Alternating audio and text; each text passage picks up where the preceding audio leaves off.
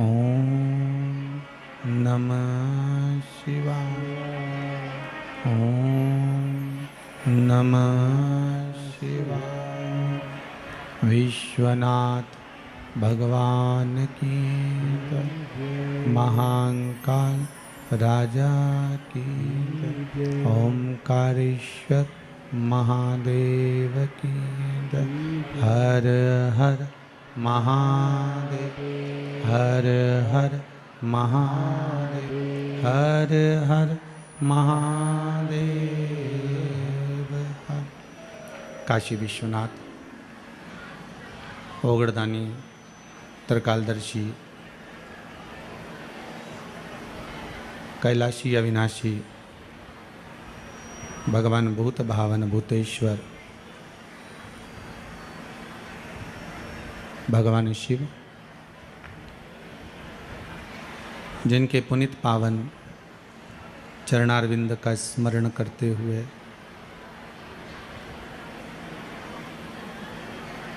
मंच पर विराजमान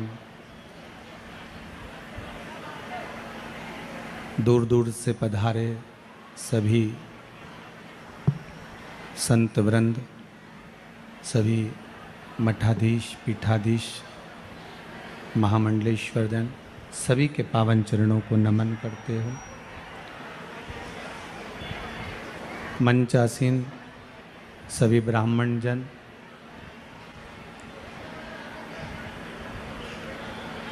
माँ अहिल्या की पावन नगरी इंदौर, जिसमें देव अधिदेव महादेव की कृपा से भूत भावन भूतेश्वर भगवान शंकर की करुणा से आज इस पावन शिव महापुराण की कथा, जिसका नाम रखा है माँ अहिल्या शिव महापुराण कथा, को अपन सब श्रवण करेंगे। संरक्षक श्री कैलाश विजयवर्गीय जी, जो कि एक राजनीति के गुरु भी हैं, जिन्होंने इस इंदौर नगर को ही नहीं, केवल मध्य प्रदेश को ही नहीं, संपूर्ण भारत की भूमि पर भी अपनी राजनीति की एक छाप जनमानस तक छोड़ी है, अपनी शीलता की, नम्रता की और भक्ति की। साथ में कथा आयोजक माँ कनकेश्वरी माता मंदिर समिति, पंडित श्री रमेश जी मेंदोला जी, जो निरंतर इस इंदौर शहर के लिए, बल्कि कहूँ पूरे मध्य प्रदेश आदि क्षेत्रों के लिए अपना संपूर्ण जीवन केवल एक राजनीति से ही मतलब नहीं, धर्म से, भजन से, संस्कृति से इस संपूर्ण इंदौर शहर को जोड़कर भगवान की भक्ति में डुबाने का प्रयास किया है। आप सबसे एक निवेदन करूं, अगर आप स्वीकार करें तो, मात्र 3 घंटे की कथा है। कितने घंटे की है? जम के बोलो जरा। 3 घंटे। इस 3 घंटे में इधर से ओमकारेश्वर बाबा को, उधर से महाकाल बाबा को और सीहोर से कुबेरेश्वर बाबा को, तीनों को यहाँ आमंत्रित करना है।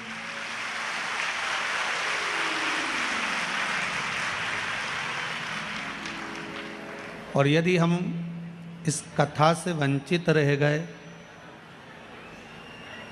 इस कथा से अगर हम आदरणीय पचकुइया से श्री लक्ष्मण दास जी महाराज श्री पधारे हैं, एक बार जोरदार ताली।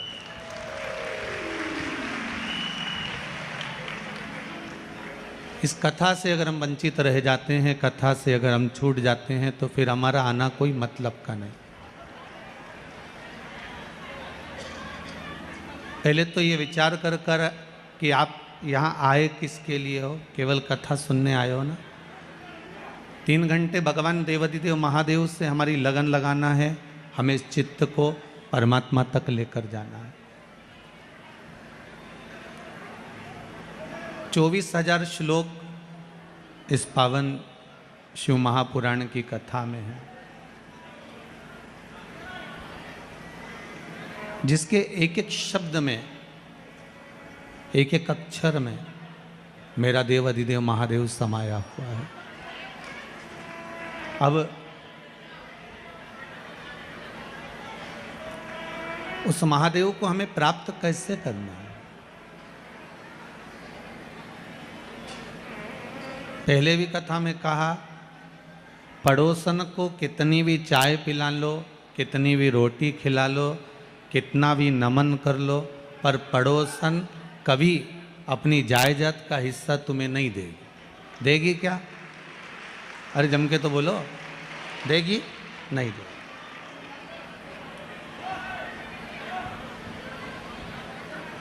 अगर पड़ोसन अपनी जायदाद का हिस्सा तुमको नहीं दे रही है तो तुम चाय भले पिलाओ, मना नहीं, अतिथि देवो भव। कोई दिक्कत वाली बात नहीं, चाय पिलाना चाहिए। कोई आए तो अतिथि का सम्मान तो करना चाहिए, आदर तो करो। पर पड़ोसन कभी अपनी जायदाद का हिस्सा, अपनी रकम तुमको नहीं देने वाली। तुम सास को भले प्रणाम मत करो, चाय मत पिलाओ, सवेरे रोटी भी मत दो, फिर भी डोकरी मरेगी तो जायदाद तुम्ही को दो। कोई दूसरे को दे देगी क्या? अगर कई लोग आते हैं और कहते हैं गुरुजी हम तो हमारी बहू से बड़े परेशान हो गए, हम हमारे बेटे से बड़े परेशान हो गए, बड़े दुखी हो गए, अब आप बताओ हम क्या करें? तो हमने कहा जायदाद का हिस्सा दे दो कुबेरेश्वर। कोई देगा? नहीं देगा। बहू कितनी भी ताने दे, बहू कितनी भी गाली दे, बहू कितने भी अपशब्द कहे, बेटा चाहे पूछे ना पूछे, फिर भी माँ माँ होती है, पिता पिता होता है, वो अपना हिस्सा देता जरूर है, वो जरूर देगा। वो देने में कमी नहीं रखेगा। जो नजदीक में है, जो तुम्हारे पास में है, वो देगा। भगवान विष्णु वैकुंठ के निवासी हैं, ब्रह्मा जी ब्रह्मलोक के निवासी हैं, इंद्र इंद्रलोक के निवासी हैं, पर इस भूमंडल के मृत्युलोक के अगर कोई देवता हैं तो वो देव अधिदेव महादेव हैं। आप किसी को भी पूछ लो, किसी को भी नमन कर लो, प्रणाम कर लो, साष्टांग कर लो, दंडवत कर लो, तुम्हारी मर्जी पड़े उसको नमन करो, पर अंतिम बिंदु में अगर कोई सम्मुख में आकर खड़ा होता है तो वो मेरा देव अधिदेव महादेव खड़ा होता है, जो दुख की घड़ी में तुम्हारे सामने होता है। थोड़ा सा बीमारी आई, थोड़ी सी रोग आया, थोड़ी सी तकलीफ आई, तो किसी भी ब्राह्मण देवता के पास जाकर पूछोगे तो वो एक ही बात कहेगा, महामृत्युंजय का पाठ करवा। कोई ने तुमसे कहा कि कनक धारा का पाठ करवा, राम रक्षा स्तोत्र का पाठ करवा, या ये पाठ करवा। अगर दुख आया तो कहें हनुमान चालीसा का पाठ करो, क्योंकि शिव का एक तत्व, शिव का एक अवतार श्री हनुमान जी महाराज। कोई कहेगा तो महामृत्युंजय का पाठ करो, पर कोई नहीं कहता कि आप कनक धारा का पाठ करोगे या पुरुष सूक्त का करोगे या श्री सूक्त का करोगे तो आपका ये दुख टल जाएगा। सबको मालूम है अगर काल को भी टाल सकता है तो वो मेरा महाकाल टाल सकता है, इसके सिवाय कोई नहीं टाल सकता। अकाल मृत्यु वो मरे जो काम करे चंडाल का, काल उसका क्या बिगाड़े जो भक्त हो महाकाल का। जो शिव का उपासक होता है, शंकर का जो अनुमोदन करने वाला होता है, शिव तत्व में जो डूबने वाला होता है, वो जीवन में भगवान शिव को प्राप्त कर ही लेता है।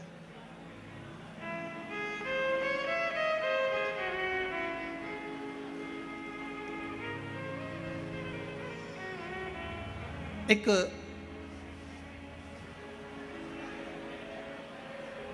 इस पूरी कथा में राजनेता भी बैठे हुए हैं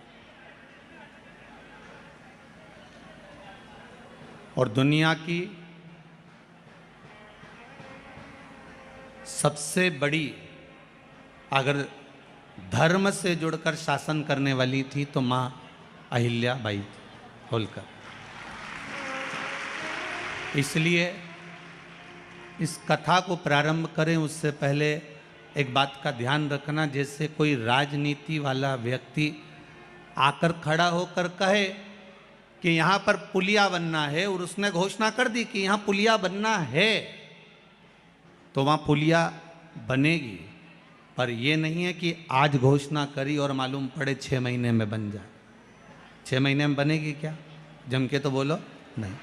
कभी कभी 6 साल भी लग सकता है, पर कागज में अगर लिखा गया कि यहाँ पुलिया बनना है और राजनेता ने घोषणा करी है कि पुलिया बनेगी, तो मतलब ये पक्का हो गया कि पुलिया बनेगी, कागज में लिखा गया। अब भले राजनेता कितने भी चेंज हो जाएं, कितने भी बदल जाएं, कुर्सी पर बैठने वाले कितने भी बदल जाएं, पर अगर कागज पर लिखा गया कि पुलिया बनेगी, मतलब वो बनेगी। उसी तरह कई लोग कहते हैं महाराज जी शिव महापुराण सुनने से होता क्या है, क्या होता है, शंकर की कथा सुनने से क्या होता है। बस उसी तरह है, जैसे एक राजनेता ने कह दिया पुलिया बनेगी, कागज पे लिखा गई, वो बनेगी, चाहे कितने ही बदल जाओ पर बन के मानेगी। उसी तरह शिव महापुराण की कथा एक बार इस हृदय पर लिखा गई, मतलब शंकर मिलेगा, वो कभी भी मिले पर मिलकर ही रहेगा। वो लिखा गया कि शिव तुम्हारा हो गया, तुम शंकर के हो गए, अब वो मिलकर मानेगा। बस उसको पाने का तरीका है, उसको प्राप्त करने का एक तरीका है। हम शिव को कैसे रिझाएं, हम शंकर को कैसे मनाएं, उसको पाने का एक तरीका है। 1 लोटा पानी शिव जी के मंदिर में लेकर जाइए, शंकर को समर्पित कर कर आइए। आप वो भी नहीं कर सकते, शिव मंदिर के दरवाजे की चौखट के सामने से निकल कर चले जाइए, शंकर मिल जाएगा, मेरा शंभु, मेरा ओघड़दानी प्राप्त हो जाएगा। आप वो भी नहीं कर सकते तो शंकर जी के मंदिर के दरवाजे से निकलते हुए शिखर का दर्शन करते हुए चले जाइए, शिखर दर्शनम सर्व पाप नाशनम। शंकर भगवान के शिखर का दर्शन भी सभी पापों को नष्ट कर देता है, सभी पापों। आप इतना भी नहीं कर सकते तो मुख से 3 बार बम बम बोल लिया, उसमें भी शिव मिल जाते हैं। आप ये भी नहीं कर सकते तो शंकर के मंदिर के सामने खड़े होकर 3 बार ताली को भी बजा लिया तो भी शंकर मिल जाते हैं। शंकर को प्राप्त करने का सबसे सुंदर तरीका ही है ये।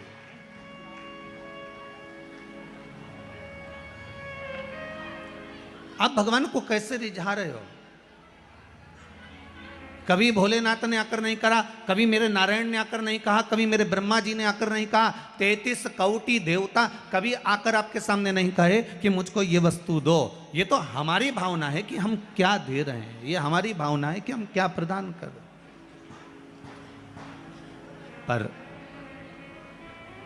हमारे शास्त्र, हमारे पुराण हमको कहते हैं कि मेरे देव अधिदेव महादेव को केवल एक जल की बूंद भी अगर समर्पित करी है तो मेरा देव अधिदेव महादेव आपको देने में कभी कमी नहीं रखता, वो देता जरूर है, वो देता है, देगा वो। शंभो शरणे पड़ी मांगू घड़ी रे घड़ी, दुख काटो दया करी ने दर्शन आपो। शंभु शरणे पड़ी मांगू घड़ी रे घड़ी, दुख काटो दया करी ने दर्शन। हे शंभो, हे शंकर, मैं आपकी कथा सुनने के लिए बैठी हूँ। भले इंदौर नगर में सुन रही हूँ, चाहे मैं टीवी चैनल के माध्यम से, चाहे फेसबुक यूट्यूब के माध्यम से सुन रही हूँ। हे मेरे शंभो, हे मेरे शंकर, हे मेरे ओघड़दानी ऐसी कृपा करना। 7 दिन की कथा सुनने के लिए बैठी हूं। मैंने सुना है कि शिव महापुराण की कथा जो दिल से श्रवण कर लेता है 3 महीने में उसकी मनोकामना पूर्ण हो जाती है। आप भी कृपा करें। आप क्यों ना कृपा करें? बस आप जो मेरे हृदय में है, जो मेरी चित्त वृत्ति में है, वो मुझे प्राप्त हो। लिखने वालों ने बहुत सारे पत्र लिखे हैं महाराज।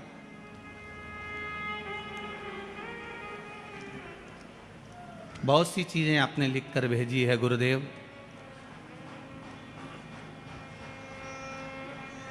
कैंसर का रोग हो गया था, डॉक्टर ने ऑपरेशन का बोल दिया था, कोई ने लिखा है।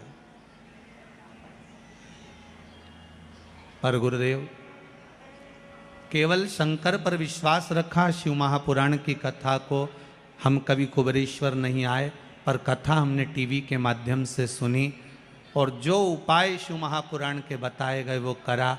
डॉक्टर ने कह दिया अब ऑपरेशन की जरूरत नहीं है, पत्र में लिखा। आपका विश्वास, आपका भरोसा, आपकी दृढ़ता। और हम तो आपसे कहेंगे आप सब केवल कथा सुनने के लिए नहीं आए हो, यहां से शंकर जी का एक विश्वास लेकर, शंकर का कंकर इस मन में लेकर, शिव रूपी तत्व को अपने भीतर लेकर हमें अपने घर जाना है और शंकर से ये निवेदन कर कर जाना है मेरे बाबा से कि बाबा ऐसी कृपा करो, ऐसी करुणा करो, जैसे आज श्री मेंदोला जी की मित्र मंडली कथा करा रही है, उसी तरह एक दिन हम भी इस शिव महापुराण की कथा को अवश्य करें। इतना वैभव, इतना धन, इतनी दौलत, इतनी संपदा, इतना सत्ता और इतनी शक्ति, इतनी भक्ति हमें अवश्य प्रदान करें। उससे निवेदन करो।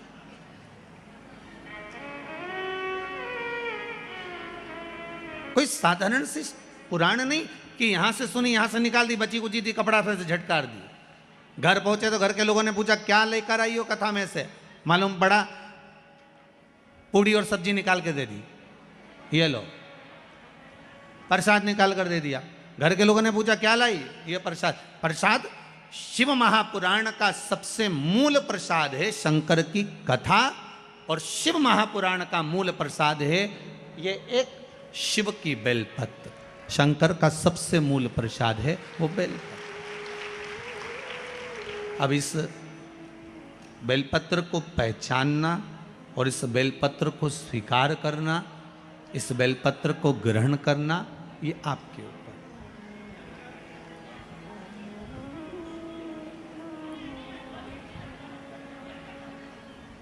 भगवान की भक्ति को प्राप्त करें।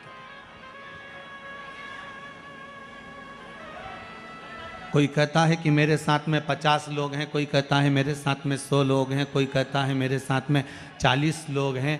पर शिव महापुराण की कथा कहती है कि आपका समय है इसलिए आपके साथ 40 लोग हैं, आपका समय है इसलिए आपके साथ में 50 लोग हैं, आपका समय है इसलिए आपके साथ में 100 लोग हैं। पर अगर शिव तत्व कहता है, शंकर की कथा कहती है आपके समय के साथ दुनिया के लोग हैं, पर आपके साथ तो केवल देव अधिदेव महादेव है, वो आखिरी तक है, उसके सिवाय कोई नहीं, अंतिम तक। कितना सजा धजा कर लेकर जाते हैं आखिरी में, और बोलते हुए लेकर जाते हैं क्या? जम के बोलो जरा राम नाम, जरा अच्छे से तो बोलो, इतना जोरदार नाम है राम नाम सत्य है। कितने प्रेम से लेकर जाते हैं, पर बोलने वाले ही बोल पाते हैं। वो तो कथा में हम आपसे इसलिए बुलवा रहे हैं कि अपन मर जाएंगे, दूसरे बोलेंगे, अपन कब बोलेंगे, इसलिए अपन बोलते हुए चल रहा है कि उसको थोड़ा सा स्वीकार करते हुए चले, उसमें कोई दिक्कत वाली बात नहीं।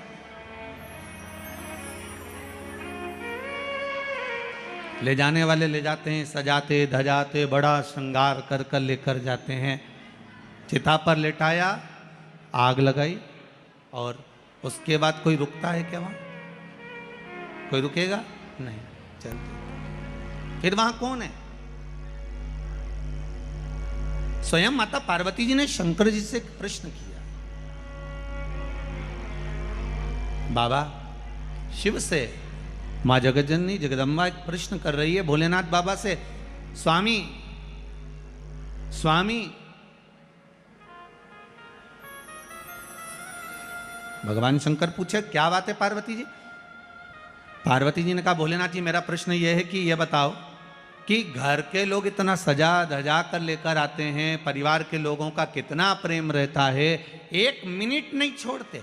अभी आप लोग कथा में बैठे हो, सारे के सारे कथा में आकर बैठ गए, पर आपकी चित्तवृत्ति में कहीं ना कहीं जैसे ही कथा छूटेगी, कथा छूटते से ही सबसे पहले तुम्हारा ध्यान जाएगा अपनी चप्पल पर, फिर कथा छूटते से ही ध्यान जाएगा ऑटो पर, गाड़ी पर, रिक्शे पर, और कथा छूटते ही आपका ध्यान आपके परिवार पर जाएगा। जाते से ही सबसे पहले घर में आप सामान देखोगे, घर में जाकर फिर चाय बनाओगे, पियोगे, परिवार वालों से मिलोगे, पर आपका ध्यान कभी नहीं जाता कि कथा सुनकर जा रही हूं तो सीधे जाते से ही मैं घर के अंदर जो मेरा ठाकुर जी बैठा है, घर के अंदर जो मेरा कान्हा बैठा है, घर के अंदर जो मेरा शिव बैठा है, मुझे जाते से सबसे पहले उससे मिलना है और उसको धन्यवाद देना है कि हे भोलेनाथ तूने बड़ी कृपा करी, मेरे ठाकुर बड़ी करुणा करी जो मुझे शिव कथा सुनाने का मौका दिया और मैं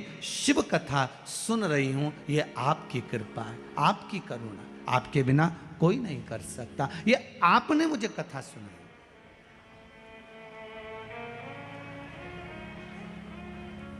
शिव महापुराण का यजमान कौन है? शंकर पार्वती। वक्ता कौन है? शंकर भगवान। श्रोता कौन है? शिव। यहां तो बाचने वाला भी शंकर है, यहां कथा करवाने वाला भी शंकर है, यहां कथा सुनने वाला भी शंकर है। ये उसी में का जैसे मेरा सब काम राम कर रहे हैं और हम राम के बल पर आराम कर रहे हैं, इससे ज्यादा हम कुछ नहीं कर रहे। हम परमात्मा को बुलाने का केवल एक काम कर रहे हैं कि भगवान हमको कैसे भी प्राप्त हो जाए, मेरा शिव, मेरा ओघड़दानी, मेरा शंकर कैसे भी मिल जाए।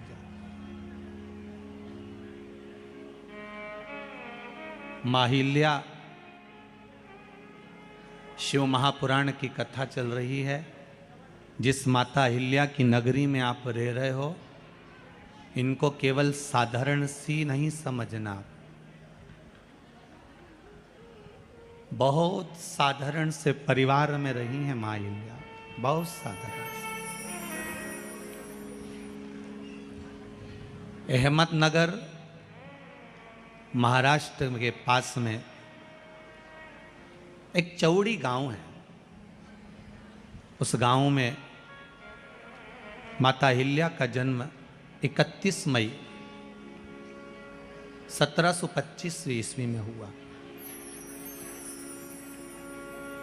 जिनके पिताजी थे मनकोजी शिंदे,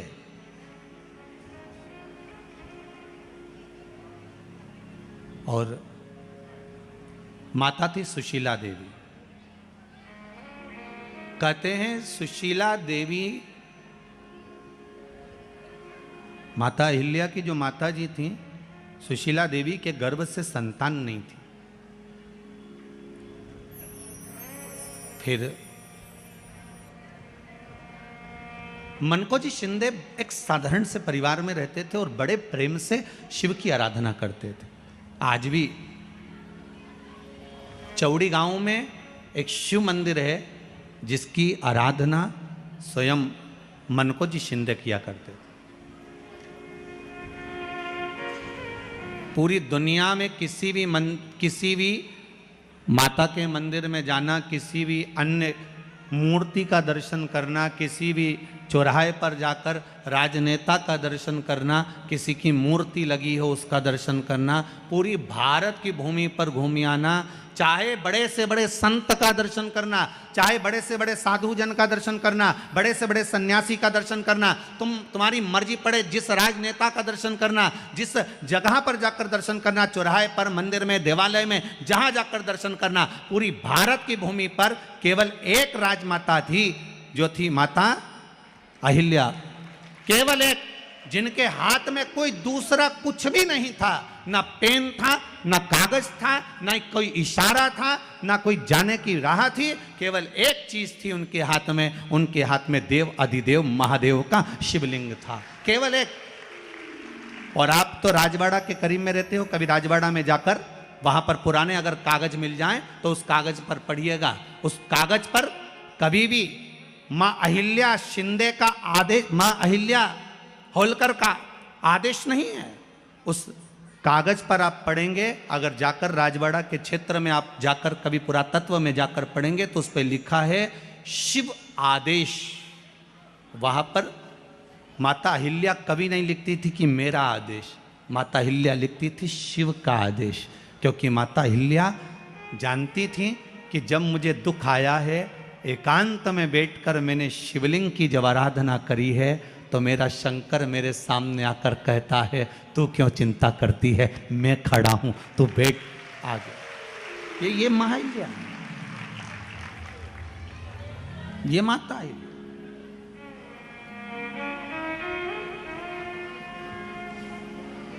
आपको तो गौरवान्वित महसूस होना चाहिए इंदौर वालों। सबसे ज्यादा गौरव आपको इस बात पे होना चाहिए कि मां अहिल्या की नगरी में आप रह रहे हो, आप साधारण भूमि पर नहीं रह रहे। आज भी माता अहिल्या के नाम के सामने अगर लिखा जाता है तो अखंड सौभाग्यवती मां अहिल्या लिखा जाता है। अगर उनके जो टिकट हैं या अन्य चीजें तो उस पर लिखा है अखंड सौभाग्यवती। और जरा कथा उठाकर देखो तो आपको मालूम पड़ जाएगा कि माता अहिल्या 8 वर्ष की थी जब तो शादी हो गई थी, और 21 वर्ष की हुई तब विधवा हो गई। सोचने वाली बात। और उसके बाद भी लिखा है अखंड सौभाग्यवती मां अहिल्या, अखंड सौभाग्य।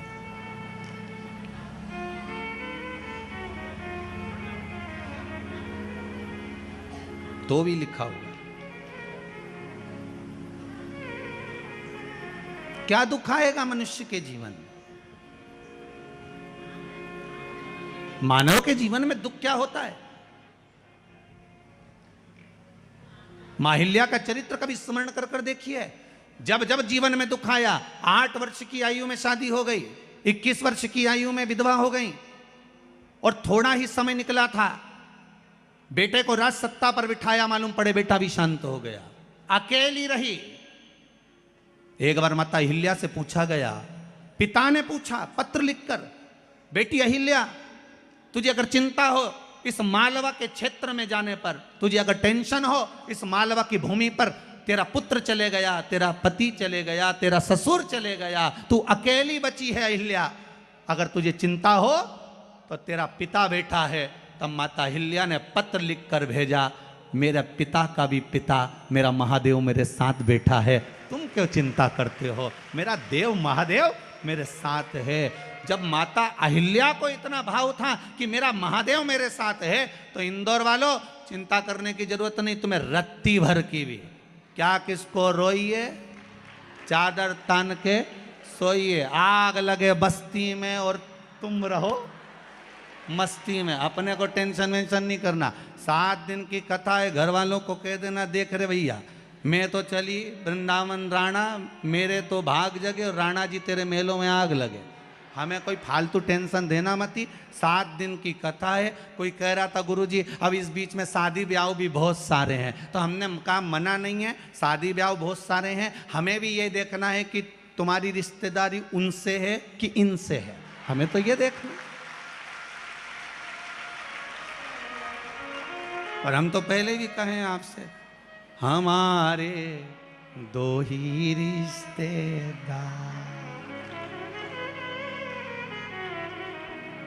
हमारे 2 ही रिश्तेदार, एक हमारे भोले बाबा, एक हमारे भोले बाबा, और दूजी गौरा रानी सरकार, हमारे 2 ही रिश्तेदार। हाँ तुम्हारे ज्यादा हो तो बात दूसरी है, पर हमारे तो जो दुख में साथ दे वही रिश्तेदार। बोलो सही है कि गलत है? मालूम पड़े दुख पड़ा भारी और रिश्तेदार पहले चले गए, मालूम पड़े भाग के गए, अब कौन साथ दे रहा है? अभी इतना कोरोना महामारी फैली, इतनी फैली, जगह जगह जगह जगह कमरे तक नहीं मिल पाए, दवाई तक नहीं मिल पा रही थी। लोग साहब को फोन लगा रहे थे, पर आखिरी में जब कोई काम नहीं आया तब मेरा उज्जैनी नरेश महाकाल का नाम लिया गया और उसने सब रोग मिटा दिया।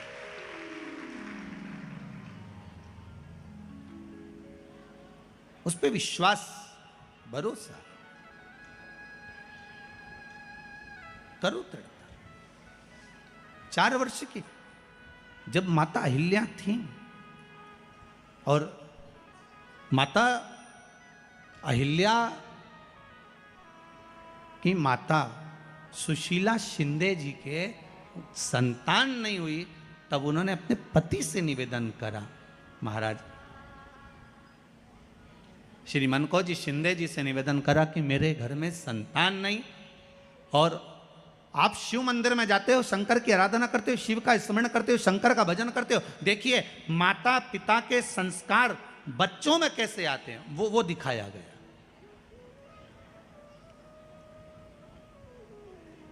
प्रहलाद का चरित्र भी ये कहता है कि माता गर्भ से थी, देवऋषि नारद लेकर गए, उन्होंने जो ज्ञान देना प्रारंभ करा तो गर्भ में जो बालक था उसने आते से ही भगवान के नाम का एलाद करा और बालक प्रहलाद हो गया।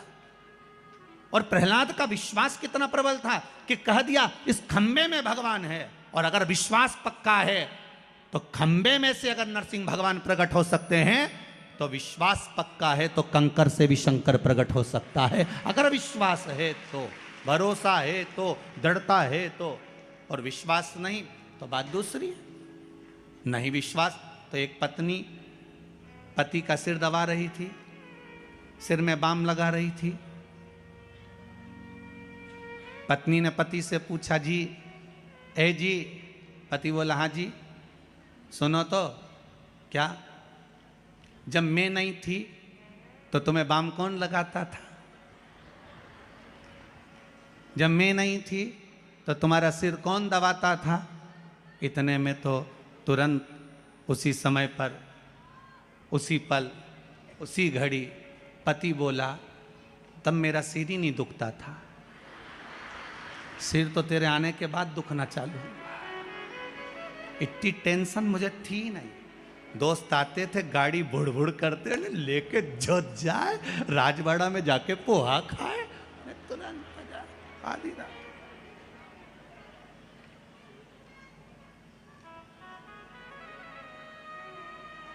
अच्छा, इंदौर जैसा शहर भी नहीं होगा, यहाँ तो पोहा डे भी है, मतलब एक फेस्टिवल मनाते हैं, पोहा फेस्टिवल। हम तो क्या अपन सब मालवा के हैं, दाल बाफला फेस्टिवल भी बनाओ रे एक आध बार। तो यहाँ तो उत्सव है, हर चीज का आनंद है। विश्वास है तो कंकर में शंकर है, विश्वास है तो खंबे में नरसिंह भगवान है, विश्वास है तो जल में गंगा है, गंगा जल, और विश्वास नहीं तो कोई नहीं। मानो तो मैं गंगा माऊं, ना मानो तो बहता पानी। अब ये तो आपके ऊपर है, आप चाहें तो बहुत दूर जाकर भगवान को ढूंढना चाहोगे, और नहीं तो आपके ही पास में, आपके ही घर में, आपके ही करीब में, आपके ही हृदय में शिव तत्व बैठा है, शंकर विराजमान।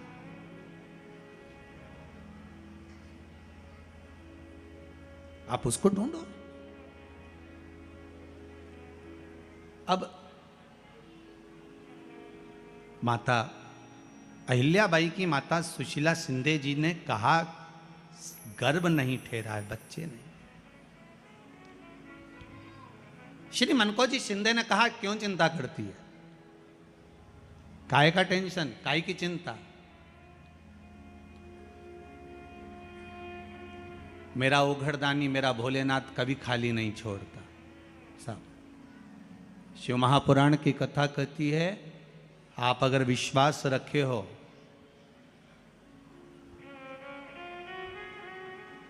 सफेद आंकड़े की जड़, जिस नारी का संतान नहीं हो, गर्भ नहीं ठहरा हो, सफेद आंकड़े की जड़, जिस देव अधिदेव महादेव की कथा जिस तुम्बरुका जी ने श्रवण कराई है, शंकर भगवान जिनके सामने बैठकर शिव पुराण की कथा सुन रहे हैं, उन तुमरुका जी का नाम लेकर शिवलिंग पे से 21 बार घुमाकर मंदिर में ही कमर पर 7वें दिन रजस्वला धर्म के जो बांध लेता है और एक पीपल का पत्ता अवधूतेश्वर महादेव का नाम लेकर शंकर पर चढ़ाकर उसको गाय के दूध में उकाल कर रात्रि को दोनों पति पत्नी अगर पीकर सोते हैं, 3 महीने में भगवान भोलेनाथ उसकी गोद भर देते हैं। ये शिव कथा। शंकर देता जरूर है। माता अंजना के यहां स्वयं शिव महापुराण की कथा कहती है, स्वयं शास्त्र वर्णन करता है, माता अंजना माता के गर्भ से संतान नहीं हुई। 42 वर्ष की माता अंजना हो गई थी और 42 वर्ष की होने के बाद भी माता अंजना के गर्भ से संतान नहीं थी। जब संतान नहीं हुई तब बार बार निवेदन करा महाराज केसरी से, तब नहीं संतान हुई तब अपने पिता से जाकर निवेदन करा, पिताजी गौतम बाबा से निवेदन करती है माता अंजना कि मेरे गर्भ से संतान नहीं, मुझे औलाद नहीं, क्या करूं? तब गौतम बाबा ने कहा एक पार्थिव शिवलिंग का निर्माण करो, मिट्टी का शिवलिंग बनाओ, उसकी पूजन करो। और माता अंजना उस मिट्टी के शिवलिंग के पूजन में ऐसी लीन हो गई कि मिट्टी का शिवलिंग का निर्माण करती, पूजन करती। एक बार देवाधिदेव महादेव ने कह दिया, जाओ पार्वती जरा जाकर पूछो कि अंजना को चाहिए क्या, अंजना माता को चाहिए क्या। अच्छा, सारे देवताओं को सबसे ज्यादा टेंशन देवाधिदेव महादेव से रहता है, क्योंकि ये बिना सोचे बिना समझे किसको क्या दिया है कोई भरोसा ही नहीं होता। एक बार तो ब्रह्मा जी ने खुद ने कह दिया, साहब हमको तो इस्तीफा दे दो, हमको नौकरी करना ही नहीं बैकुंठ में बिल्कुल भी। तो भगवान विष्णु ने पूछा हुआ क्या? बस प्रभु, राजा श्वेत की अंतिम समय, प्राण छूटने का दिन, उसको यमराज लेने के लिए गए और देवाधिदेव महादेव वहां खड़े हो गए और क्या के लेके मत चले जाना, उसकी अंतिम सांस, और क्या के लेके मत जाना। और मेरा बेटा जब लाने लगा तो उसके प्राणों को हर लिया, यमराज ही मर गया। फिर मेरी पोती गई मृत्यु देवी, उससे कहा उठा ला राजा श्वेत को, वो राजा श्वेत को जैसी मृत्यु देवी ने फांस डाली, भगवान शंकर ने उसको भी मार दिया। अब बताओ, सूर्य नारायण भगवान बोले कि मेरा बेटा भी मर गया, मेरी पोती भी मर गई, अब बताओ क्या करें। तो भगवान ब्रह्मा जी ने शंकर जी से जाकर कहा, भोलेनाथ ये आपकी आदत बहुत गलत है, जब इसको मरना था तो आपने क्यों बचाया? शंकर जी बोले मेरे मंदिर में बैठा था, जगह तो देखो कि कहां बैठा है।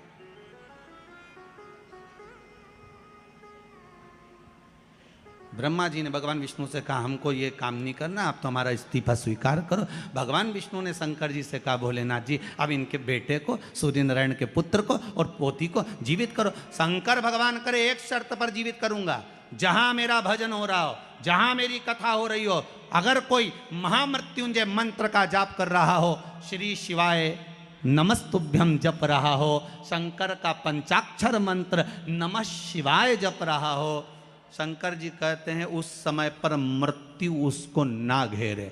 तो इतने में सूर्य नारायण भगवान कहते हैं शपथ लेता हूँ, संकल्प लेता हूँ, जहाँ आपका नाम होगा, अगर पर कोई मरने का भी समय आ गया तो पहले आपसे पूछा जाएगा उठा ले, तुम बोलोगे तो बात दूसरी है। शंकर जी बोले हम बताएंगे तो उठाना, हम बोल दें अगर ये शंकर जी का नाम जप रही है और पड़ोसन नहीं जप रही है तो हम इशारा कर देंगे बाजू वाली को उठा लो। तुम टेंशन मत लेना, तुम तो शिव जपो।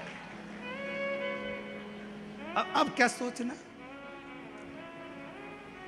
अब सोचो क्या, इसलिए शिव का धीमा बजाओ भोलानाथ डमरू धीमा बजाओ, धीमा बजाओ भोलानाथ डमरू धीमा बजाओ, धीमा बजाओ भोलानाथ डमरू धीमा बजाओ, धीमा बजाओ भोलानाथ डमरू धीमा बजाओ, धीमा बजाओ भोलानाथ, डमरू धीमा बजाओ, धीमा बजाओ भोलानाथ, डमरू धीमा बजाओ। धीमा बजाओ भोला, धीमा बजाओ, धीमा बजाओ भोला, धीमा बजाओ। धीमा बजाओ भोला, धीमा बजाओ, धीमा बजाओ भोला, धीमा बजाओ। अरे धीमा बजाओ भोलानाथ, डमरू धीमा बजाओ, धीमा बजाओ भोलानाथ, डमरू धीमा बजाओ। जय हो।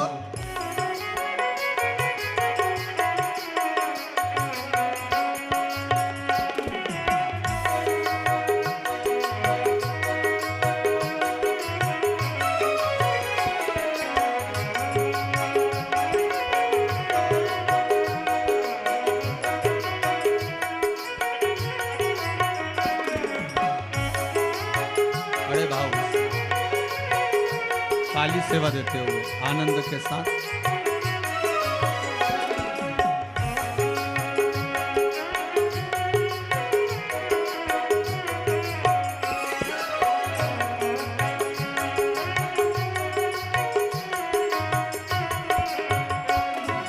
डमरू की धुन सुन के ब्रह्मा जी आए, डमरू की धुन सुन के ब्रह्मा जी आए। ओ डमरू की धुन सुन के ब्रह्मा जी आए, डमरू की धुन सुन के ब्रह्मा जी आए। ओ ब्रह्मा जी आए संग ब्रह्माणी को लाए, ब्रह्मा जी आए संग ब्रह्माणी को लाए। अरे धीमा बजाओ भोलानाथ, डमरू धीमा बजाओ, धीमा बजाओ भोलानाथ, डमरू धीमा बजाओ। अरे धीमा बजाओ भोलानाथ, डमरू धीमा बजाओ, धीमा बजाओ भोलानाथ, डमरू धीमा बजाओ। आओ से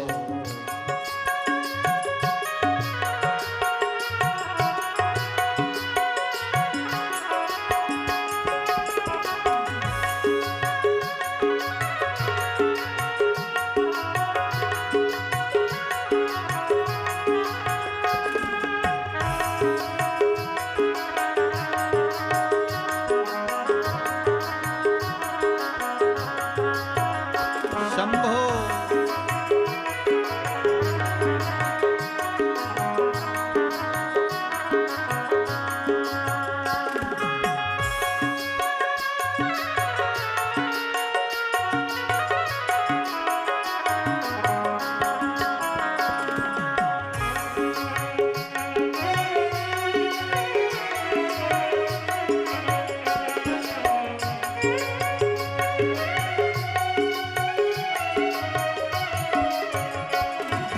डमरू की धुन सुन के राम जी आए, डमरू की धुन सुन के राम जी आए। ओ राम जी आए संग सीता को लाए, राम जी आए संग सीता को लाए। अरे धीमा बजाओ भोलानाथ, डमरू धीमा बजाओ, धीमा बजाओ भोलानाथ, डमरू धीमा बजाओ। धीमा बजाओ भोलानाथ, डमरू धीमा बजाओ, धीमा बजाओ भोलानाथ, डमरू धीमा बजाओ।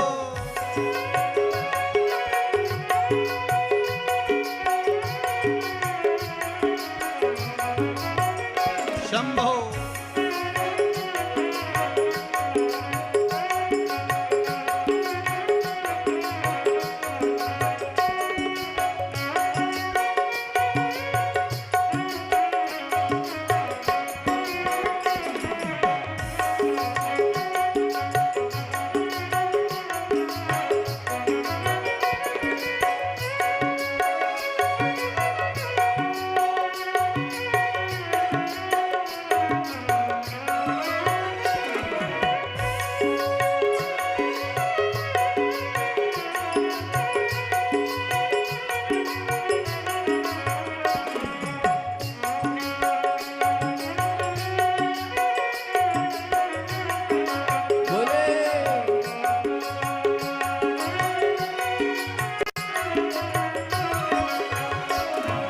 डमरू की धुन सुन के विष्णु जी आए, डमरू की धुन सुन के विष्णु जी आए। ओ विष्णु जी आए संग लक्ष्मी को लाए, विष्णु जी आए संग लक्ष्मी को लाए। अरे धीमा बजाओ भोलानाथ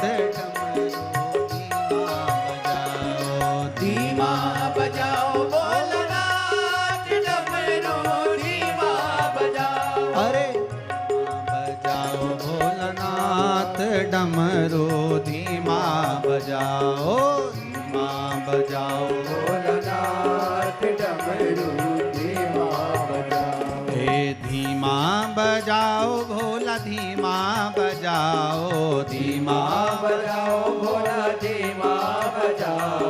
ओ धीमा बजाओ भोला धीमा बजाओ, धीमा बजाओ भोला धीमा बजाओ। अरे धीमा बजाओ भोलानाथ डमरू धीमा बजाओ, धीमा बजाओ भोलानाथ डमरू धीमा बजाओ। अरे धीमा बजाओ भोलानाथ डमरू धीमा बजाओ, धीमा बजाओ भोलानाथ डमरू धीमा बजाओ। अरे धीमा बजाओ भोलानाथ डमरू धीमा बजाओ, धीमा बजाओ भोलानाथ डमरू धीमा बजाओ। हर हर महा